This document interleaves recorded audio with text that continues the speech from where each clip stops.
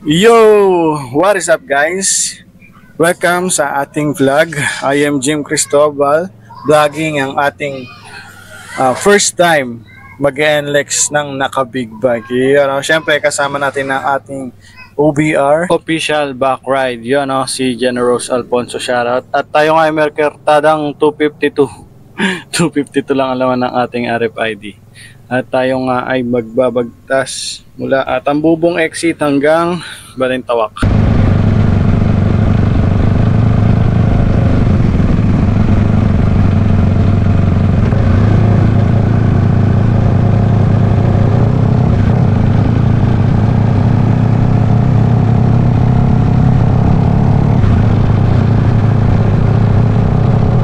At ayun na nga, nakapasok na tayo sa NLEX at ito na nga ang aming first time na babiyahe na nag-NLEX. So madalas kasi natin ko siya, MacArthur lang kami at sobrang hirap. Pero dito, first time namin matatry na mag-NLEX. At ginawa nga siya, actually, sa totoo lang. Dahil, ayun na, wala yung mga tumatawid-tawid, walang mga stoplight. Pero, yun nga, malakas sa gas. Actually, hindi naman pala siya malakas sa gas. Okay naman siya, sakto lang ang gas. Kaya lang may toll pa. Pero yan, normal naman ang biyahe. Maayos naman ang lahat. Pero sa dulo ng video na to, mararamdaman ko ang paghati, ang kalungkutan, at lahat ng sama ng loob ay mararamdaman ko. Kaya tune in lang kayo guys. Kung matatanong niyo kung paano kami nakapasok sa NLEX, gawa ng itong motor ay 400cc. Yun, pero sa pepel lang siya. So hindi nakakalam, ito ay Dominar 400. Yun, ganda ng angle. Na camera 360, hindi ko lang magawan na maprinig nyo yung usapan namin kasi nga wala pa akong mic, no. Hindi ko alam kung paano ko lalagyan ng mic tong Insta360. Pero pwede siyang i-connect sa intercom. Pero hindi naman kami magkakarinigan. Tapos ako lang maririnig nyo, no. Kaya okay lang na wala munang sounds. At eto, i-dadab ko lang yung mga pwede kong or kung ano yung man nangyari dito sa video na raw. So ayun nga, puro kalungkutan tong mangyayari na to sa dulo. Pero okay lang, part of learning na hindi na dapat ako maglagay ng cellphone sa motor. Kasi pangalawang beses nang nangyayari sa akin ito. Dahil nung una ay pag alis ko ng bahay nawala na yung cellphone ko, hindi ko na alam kung saan nawala. Pero alam ko nilagay ko din sa, ayan, sa may ganyan. So ayan, dito pasok na tayo ng toll gate ng Bukawi. At pagpasok ko, unang pasok, hindi na scan. Ayan. Kaya, neutral lang tayo, tapos hanap tayo ng RFID card. Hindi niya nabasa, no? Ang unti-unti na nga lang ng laman, hindi pa nabasa. Pero yan, makikita natin kung magkano na lang laman. Kanina sa 252. Dito makikita natin yun, nasa na 128. Alright, malaki rin yung bawas, no? Kaya lakas din sa tollgate Kaya ang ginawa ko nito, tollgate kami papunta, pagbalik na MacArthur na lang ako. Nakakapagod pero na-enjoy ko pa naman kasi mag-drive, so okay lang para sa akin. Yun, unang pasok sa NLEX. Medyo mabagal yung takbuhan dito, ayun 40. Mabagal yung sasakyan na nasundan namin dito, kaya nasa ganyan. Mapapahinto pa nga kami dito pero sa masusunod parang mga 60, 70 hanggang 80 laman ata nakatakbo kami. Na parang hindi hirap yung motor. Kasi pagka dun sa 150 na gamit namin, talagang halos magsagad na ng piga yung 80. Dito banayag lang. So ayun, nakakatuwa lang na magkaroon ng big bike. Actually hindi naman siya super big bike, entry level ng for NLEX lang naman. So ayun, kaysa kasi sasakyan ako, mas pinili ko na magmotor. Ayun, nahinto tayo dito. Pinili ko na magmotor kasi nga sobrang traffic. Wala pa akong magawang video dito sa Batya, pero natataon kasi lagi yung uwi ko madaling araw or gabi, kaya hindi ako natatraffic masyado, sa totoo lang. Pero pagka yung Friday, minsan kasi late ako makagising kaya hindi ako makapag-vlog. Pero soon magkakaroon din ako ng vlog para malaman nyo kung gaano ka-traffic dito sa Batya. Sana ma-call out din yung mga taga-government dito sa Batya, no, yung local government natin. So ayun nga guys, maraming salamat. Thanks God kasi nga nakapag-try kaming mag-NLEX or nakapag-try akong mag-big bike or experience na nakapag-experience ako dati pinapangarap ko lang talaga makapasok ng NLEX na nakamotor. Pero yan, na-experience ko. Nakakatuwa naman. Yan, nag-70, 71. Yan, ganyan lang yung takbuhan namin kasi hindi naman sobrang dami ng sasakyan, hindi naman sobrang bilis ng mga sasakyan dito. Gawa ng malapit lang kasi talaga pagka nag-NLEX ka. Kaya siyang takbuhin ng 10 minutes ata from Bukawi to Balintawak nang walang traffic. Feeling ko lang. Parang, kasi nga kasi minsan nag-Herman ako, alam ko 15 minutes lang ata, nasa Balintawak na kami agad. Mabilis lang yun pagka, at kung kilala nyo ang Herman mag-drive, waswas din yun eh. Pero yung nakakatawa na mabilis ka makakapasok. Kaya lang, nakakatakot din minsan. Pero bihira naman sila ma-accidente, madalang talaga. Madalang rin masiraan ng Herman. Kahit bulok-bulok na yung mga bus nila. Shoutout sa Herman, no. So, yung Herman kasi ngayon Victory lineup na ang may hawak. So, ayan, no. Ayan, nag-80 tayo, no. 80. Mahaba pala itong vlog na to. Nagkakat ko na lang. Tapos, doon tayo sa medyo climax, no. So, guys, ganito na lang to. Mamaya na ulit. Panoorin nyo muna yung aking pag-drive. Kung gaano ko yung top speed namin. Let's go.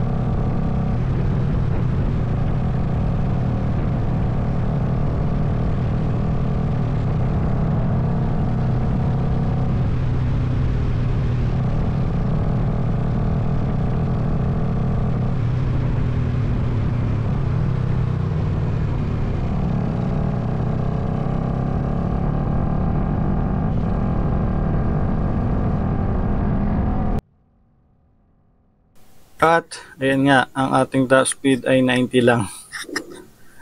Medyo tinapik na ako ni OBR niyan kasi nag-90. Pero ayan, okay naman siya.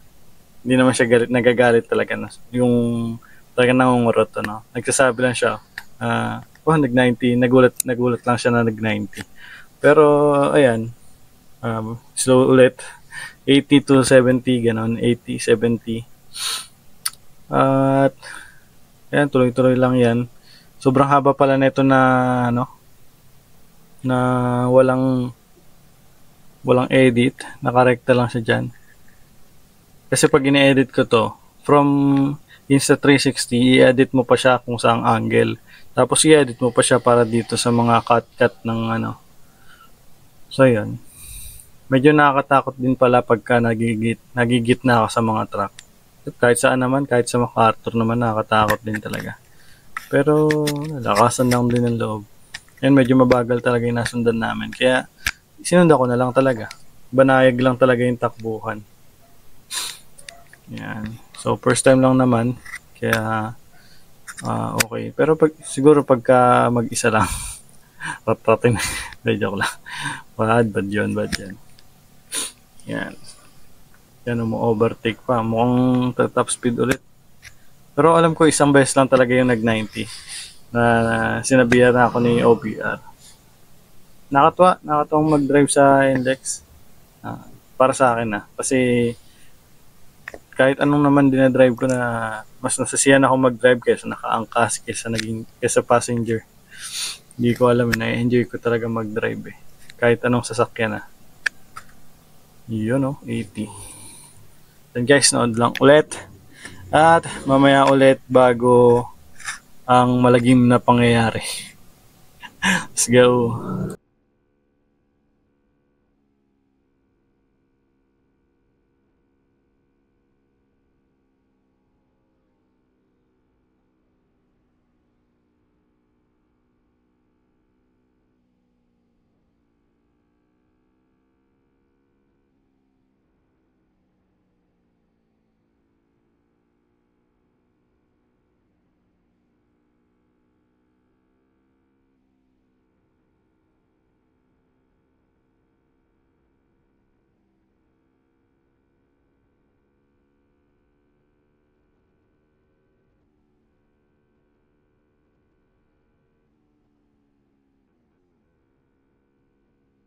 So pagdating dito, kinot ko na kasi sobrang haba pala nung video na yan. Pagbagtas namin sa from Marilao to May Kawayan. So nandito kami sa Valenzuela, stopover ata to. Kakain sana kami ng dinner. Kaso sobrang daming sasakyan. Sobrang daming tao, sabi. Yan, kaya nagtingin-tingin lang kami kung kaya pa ba. Pero traffic na din eh. Kaya ginawa namin dito is exit na ulit kami. At ayun, umikot lang kami dyan, check lang namin. At napagpasya namin na sa Ortigas na lang kumain. Hintay-hintay pa kami na titignan pa namin kung makakasingit pa kami. Pero feeling ko kasi pag nakapag-park man kami, marami ring tao sa mga kainan. So baka matagalan din kami sobra, no? Kasi anong oras na rin, 8 PM na rin ata to, 7 PM gano'n. Alas 7 lang ata. Maaga-aga pa kami. Maliwanag pa nang umalis kami. Pero ayan, usap lang kami kung ano, tapos maya-maya balik na kami ng NLEX or exit na ulit kami. Kasi napakarami talagang tao. Mahirapan din kami mag-park na ito. Tsaka dinner time talaga kaya feeling ko nag-stop over talaga yung mga tao dito. So, ayan, maniobra lang kami tapos exit na kami. At dito na malapit-lapit na mangyari yung kalagim-lagim na nangyari. Hindi ko inaasahang mangyari. So, ikot lang kami dito. Konti lang eh, saglit na saglit lang eh. Okay pa, nandiyan pa yung cellphone ko. Tignan natin mabuti Nasundan pa kaming truck. Piling ko ano lang yun eh. Pabaka sakali rin kumain eh. Tapos yan, yung banda sa part na to, ayan sa mga gilid na yan. Nandiyan na sila sa may gilid, sa may halos NLEX na yung mga gilid na yan, sa exit na yan eh. Diyan sila nagpo-park talaga dahil punuan talaga eh. So ayan, sa may side na talaga yan. Tapos sa may bandang kanan, nandun sila nakapark ngayon. Mga naka-hazard lang sila dyan. Para lang makapag-CR siguro or makakain. Yung ibang mga nakapatay, malamang kumain yan. Iba naka-hazard, mga nag-CR lang yung passenger niyan. So yan, onting-onti lang talaga. Nandiyan pa yung cellphone ko, tinitignan-tignan ko pa. Tapos, yan, pagka-exit namin, unti na lang. Talagang aabangan talaga nating mabuti, no? Minsan nga daw, sabi niya, minsan daan daw tayo sa Nike kasi may nagsasale nga daw dyan. Kung may pera, bakit hindi, no? Yan, nakapag-pasok ulit kami ng NLEX. Dito na mangyayari yung kalagim-lagim na. Talagang nalumo ako sa nangyari dito. Dahil nga, hindi naman bago yung cellphone ko, maraming tama. Ayun, kung makikita niyo, may nalaglag na sa gilid. At wala na ang aking cellphone. Buwala. Tapos, ayan, makikita natin. Sinilip ko pa, no? Yung cellphone ko, tas kinapa ko kung nasa bulsa ko ba. Tapos nag-slow down talaga ako. Sabi niya, wala na, hindi na tayo makakain. Talaga nung nagdadrive ako, malungkot eh, no? Ayan, no? Kasi nga, wala na talagang magagawa. Kaya dumiretso na lang kami. Pero, ayan, marami naman ng problema yung cellphone. Ang problema lang talaga yung SIM. Yung lisensya ko actually nandun sa cellphone. Yung naging problema ko, lisensya. Yung OTP ng mga banking ko, andun. Tapos may dalawa yung SIM card dun, isang GOMO, isang TNT. Sa TNT kasi talaga yung ginagamit ko. Andun lahat ng aking mga OTP, lahat ng password. Pero yun, wala nang magagawa. Hindi naman pwedeng huminto, tapos mag-U-turn ako, di ba? Tuloy na lang, kaya lang talaga yung tahimik ako niyan. Tapos inaano lang ako ni OBR, ni Bossing.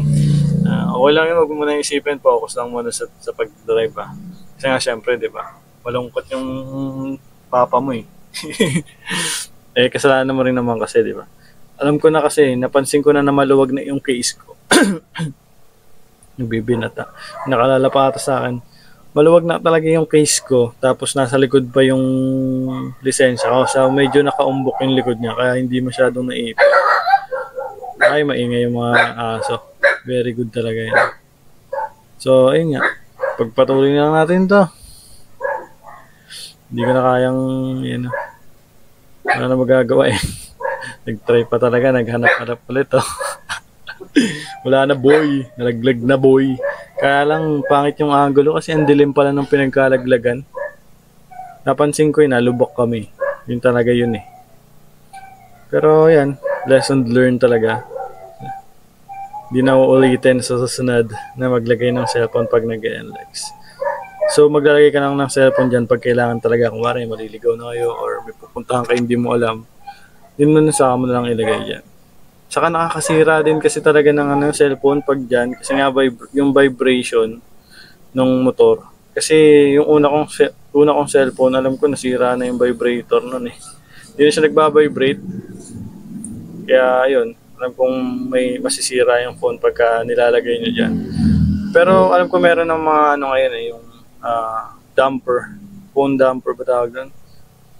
Okay siya kasi medyo magle-less yung vibration ng handlebar sa cellphone mo. Yun. Susunod makakabili rin ako nun. Daming gustong bilhin eh, no? Wala lang ng pera eh. Pero nakakatawa. First time lang naman, kaya ganun talaga. Kailangan mo matuto sa pagkakamali mo. Kaya ayun, sana kayo rin. Huwag lang maglalagay ng phone kung sakali man na kapag NLEX. Or kahit saan mo kayo pumunta, makaartod lalo kasi sobrang lubak dyan. So ingat-ingat sa mga phone nyo. Lalo na nandyan lahat ng mga banking nyo. So ang ginawa ko pala, kinabukasan talaga, ora mismo, or actually pag uwi ko pa lang, nagsisearch na ako kung ano yung pwede kong gawin sa lisensya, sa SIM card, kung paano ko mababalik. So yun, ito kasi, diretso na kami ng dito, Cubao. Dumaan kami ng Ali Mall, bumili kami ng cellphone. Swerte lang talaga ako, may jowa akong mabait eh, no?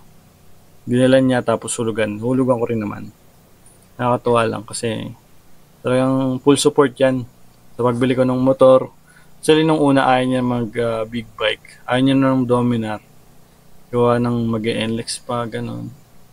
Ako talaga mas pinili ko yung Dominar kasi nga makapag NLEX. Yung presyo niya, kasing presyo na siya ng mga brand na NMAX ata or PCX, mga ganun, mga automatic na 150-160cc. Kaysa mag-ganon ako, kung naka 150 na rin naman ako, mag-try na ako ng diba, ng upgrade talaga. So nag 400cc tayo. Nakatuwa nga eh. Super supportive niyan. May time lang na minsan sinasabi niya, paano yung maintenance, mga ganun. Baka mahal sa gas. Yung Dominar naman, feeling ko okay siya eh. Hindi siya ganun kalakas sa gas eh. Kumaga patas siyang tulad dun sa una kong motor. Parang halos same lang. 500 pesos umabot ng 1 week. Hatid ko siya ng from Batcha sa atin dito hanggang Ortigas. Tas buong linggo ko nang gamit for 500 pesos. Actually, feeling ko sulit na yun. Hanggang ngayon, yan pa rin. Hindi ko pa rin anong araw ngayon, linggo. Last week kung linggo pinakargahan. Hanggang ngayon meron pa. Actually, 2 bar pa siya ata. Nakakatuwa naman. Hindi naman siya ganun kalakas para sa akin. Kasi Araw-araw pasok po, Monday to Friday, tapos bumiyahe pa kaninang Gambukawe. Parang 5 kilometers din, tapos traffic pa sa Batya, di ba? Sobrang tipid na rin niya. Sulit na rin talaga. Kaya lang yan, yan nga, malungkot talaga yung itsura ko dyan eh. Pero bibili naman ako ng bagong cellphone. Kaya pag uwi ko, may bago na akong cellphone. Ang problema ko lang, walang SIM, wala yung lisensya ko.